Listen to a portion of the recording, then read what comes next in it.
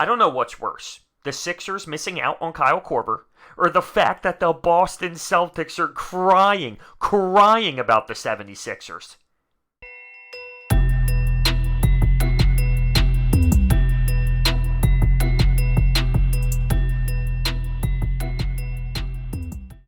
What is going on, everyone? That is right. Kyle Korver elects to sign with the Milwaukee Bucks of all teams. He had success in the past in his career with the head coach when they were in Atlanta, so it does make sense. And according to Woj, it was a tough decision there between the 76ers and the Bucks, but at the end of the day, he made his decision to join a rival in the Eastern Conference, and it stings. I'll be honest with you, it does sting. It's a little disappointing because Kyle Korver, even though he's 38 and will be 39 at the end of next season, he brings something that this basketball team really needs on the roster.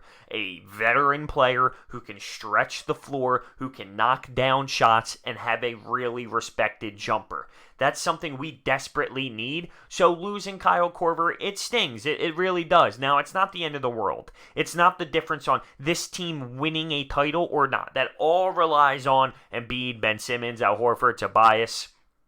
But Kyle Korver would have been a nice role player here. He would have had great value here. And I think off the bench, that's something that we are going to miss. Now, as you see players like Korver go and other veterans, it's super thin in the veteran department right now. We're talking Shaun Livingston, Iman Shumpert, Cephalosha, a 3-and-D guy. Hey, J.R. Smith's out there. Now, I don't want to touch J.R. Smith. Sadly, he has, though, what you need. But I'm not touching J.R. Smith. And I don't think Elton Brand is trying to build that type of culture. I don't know if J.R. Smith fits the brand, no pun intended, on what the 76ers are all about. And I don't know if he will fit the culture in that locker room and within the organization. He does have what we need, though, but I don't know if it's really worth it. There's a reason he is where he is right now. But really, you're thin, and we're talking about backup point guards. Who is it right now? We don't really have one, so is Shaun Livingston a look? We have 13 guys signed right now, and 15 is the max. So there are 2 possible spots available. I would like to try and find someone who can actually shoot the basketball. Kyle Korver was the perfect fit for that, and now we're going to have to see him in the Eastern Conference and potentially down the road in the playoffs. Now, once again, he's 38, 39 years old. He's getting up there in his career. His numbers aren't the same, but he has a respected game, and that will essentially open up the court. Because you can't leave him open. Like, if he's wide open, the guy's been doing it for 500,000 years. He can make that shot with his eyes closed. So people need to respect that defensively, regardless of his age. Him just standing there in the corner opens everything up. So it stinks. There's some other names out there too, though, when you think of free agents, like Vince Carter. One of my buddies texts me and goes, I want Vince Carter and J.R. Smith. Would you be happy with those two as the last 2 signings? To be honest with you, I don't think I would be. I think I'd rather go for someone like Shaun Livingston and Shumpert, or Shaun Livingston and Cephalosha. The Sixers, by the way, Kumaji from the Summer League ends up signing in Exhibit 10. Essentially what that means is he's going to be playing for the Blue Coats, but Elton Brand is clearly looking at that Joel Embiid, Al Horford big man situation, and we picked up Kyle O'Quinn, obviously, earlier in the free agency period. So it's obvious to me that he's looking at that big man spot and trying to pretty much get as much depth as possible, just in case for, any circumstance possible. So that's where we are. We lose him to the Milwaukee Bucks. There is a little bit of a sting. I'll put it in this comparison. It's a mosquito bite, but it's a really itchy mosquito bite, you know what I mean? It's like, So it's not like a bee sting where it's more painful, but it's like a mosquito bite. I wish we would have signed him. That was the number one, in my opinion. I remember making a video and throwing the question out to you guys. Did you want Shaun Livingston or Korver? Do we want to go after the backup point guard role, or do we want to get a shooter and another wingman? Well, it is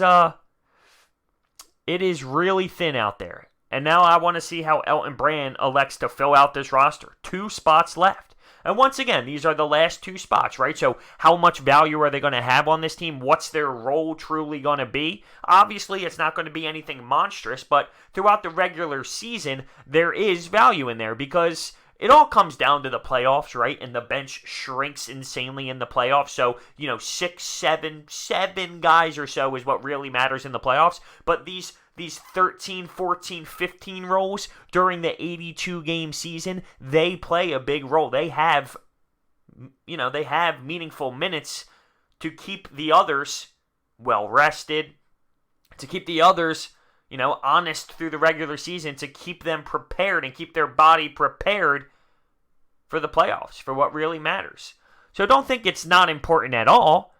Look at what Kawhi Leonard did last year, right? Last year, he rested all regular season long. You're going to see more teams do that. Because Kawhi Leonard thrived so much in the postseason, you're going to see other teams copycat that.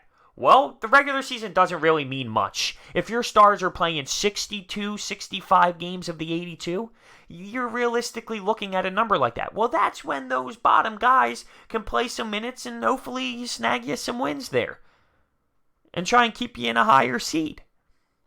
So that's where we are right now with the roster. Still need to complete it. Still need to make some moves. And let's talk about what happened with the Boston Celtics. This cracks me the hell up. Now, this news broke a couple days ago, and, I didn't think too much of it. But the more I read into it, and the more I just read stories on it, it is so comical to me. It's so comical. You have the Boston Celtics complaining that the Sixers tampered with Al Horford. Windhorse is reporting Danny Ainge, the Celtics thought, that they were going to reach an agreement with Al Horford. And when their rival ends up snagging them, it obviously got them a little frustrated. Now, let me get this straight. The Brooklyn Nets and Kyrie Irving, they've been tied to each other for how long? Was there tampering involved in that? Oh, trust me, I'm sure there was. Are you kidding me? We've been hearing about Kyrie to the Brooklyn Nets for 7 months, it seemed.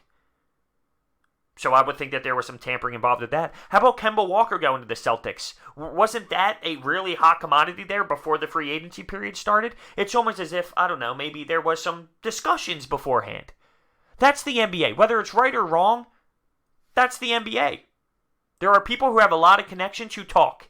And the Celtics have done it before, and other teams have done it before.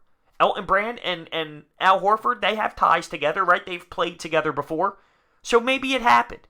Now, it could just be fake and to the media, but Al Horford seemed very surprised with the offer that the 76ers gave to him. As if he was shocked that they were going after a big man, because they already have Joel Embiid. Maybe it was to save face, to make it seem like there wasn't tampering. I don't know. But to go out and cry about it, because your rival took your big man. Come on. I mean, Danny Ainge is good at his job, right? Let's be real. As much as we hate the Boston Celtics, Danny Ainge is good at his job. He's at the top in the league, I'd say. I gotta respect it. I might not like him. I might not love the Celtics. Of course I don't. But I respect him as a GM. I know he's good at it. He's not bad. So you gotta understand that this is part of it. Like, you've done it before. LeBron has done it before. Kawhi done it before. Kevin Durant, Kyrie Irving. Like, this is the nature of the NBA. Now, you can be mad at the NBA that allows it to happen.